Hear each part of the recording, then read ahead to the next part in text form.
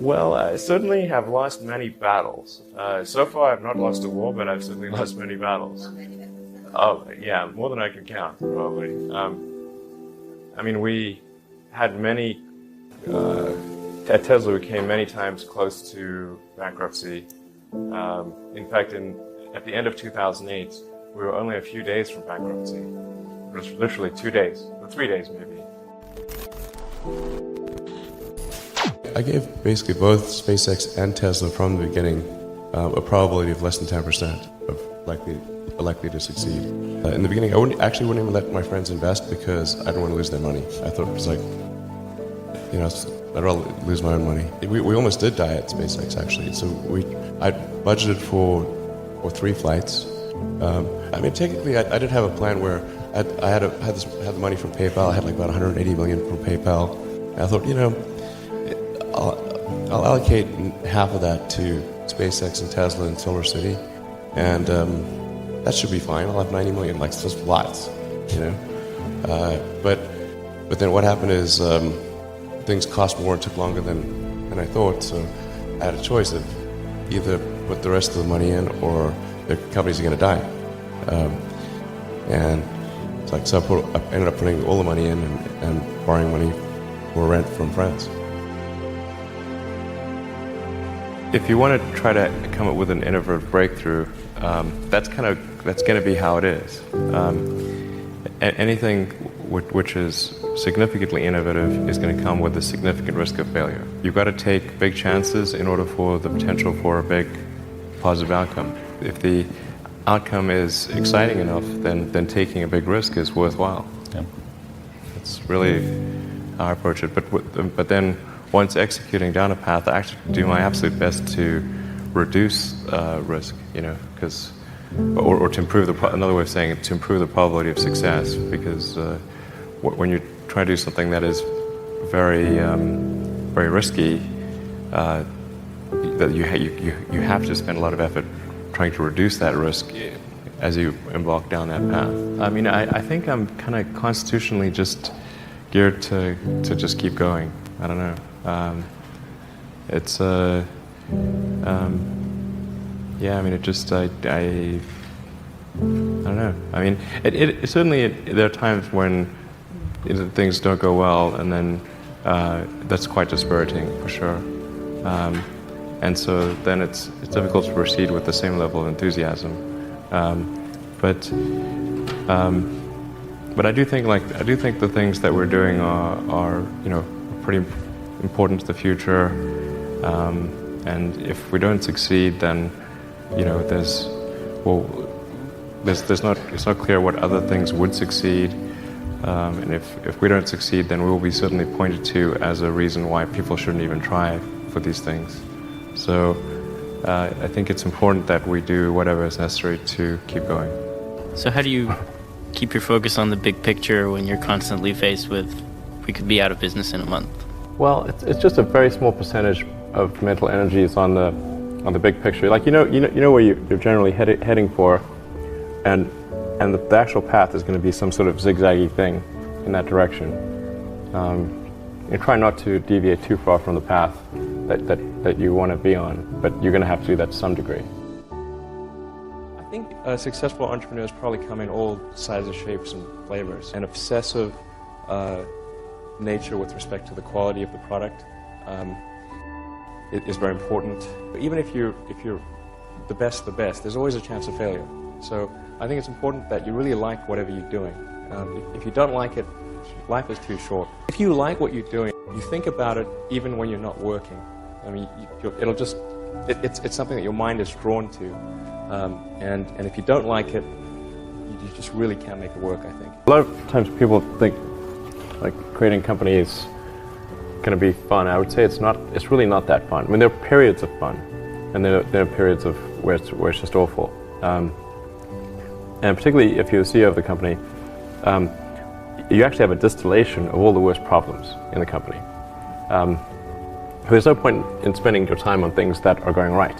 So you only spend your time on things that are going wrong. And there are things that are going wrong that other people can't take care of. So you have like the worst. You have a filter for the crappiest problem in the company. And the most pernicious and painful problem. I think you have to feel quite compelled to do it and have a fairly high pain threshold. And there's a friend of mine who says like starting a company is like staring into the abyss and eating glass. And there's some truth to that. The staring into the abyss part is that you're going to be constantly facing the extermination of the company. Because most startups fail. It's like 90%, arguably 99% of startups fail. So that's the staring into the abyss part. You're constantly saying, okay, if I don't get this right, the company will die.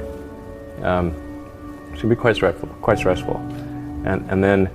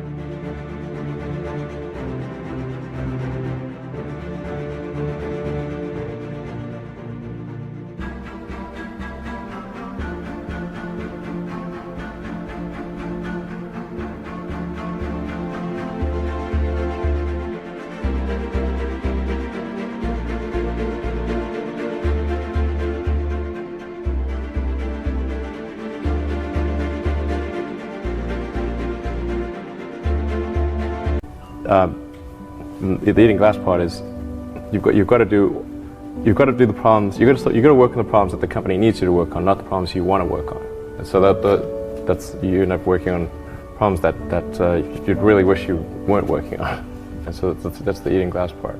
And that goes on for a long time. You may have heard me say that it's good to think in terms of the physics approach of first principles, which is, rather than reasoning by analogy, you boil things down to the most fundamental truths you can imagine, and you reason up from there.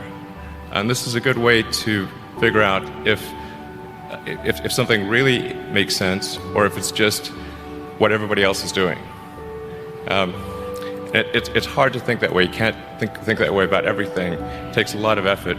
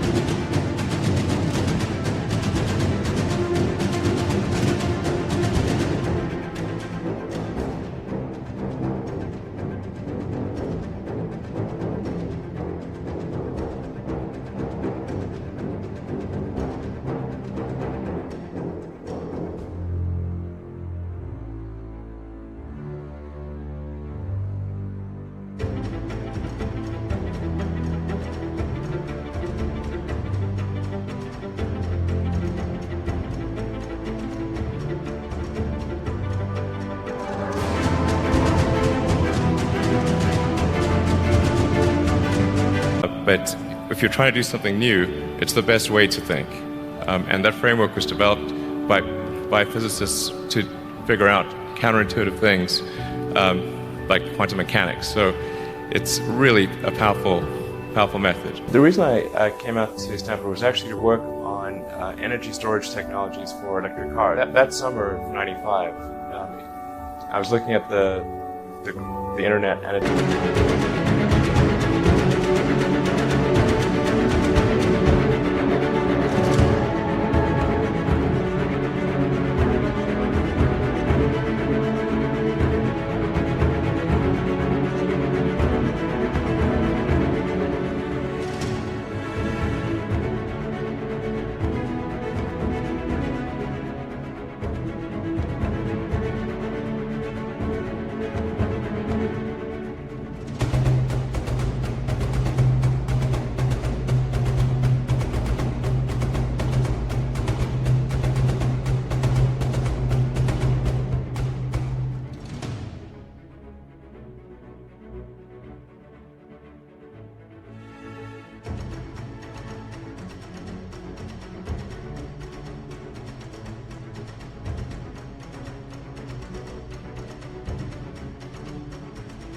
seemed to me like the internet was going to have a big effect on humanity.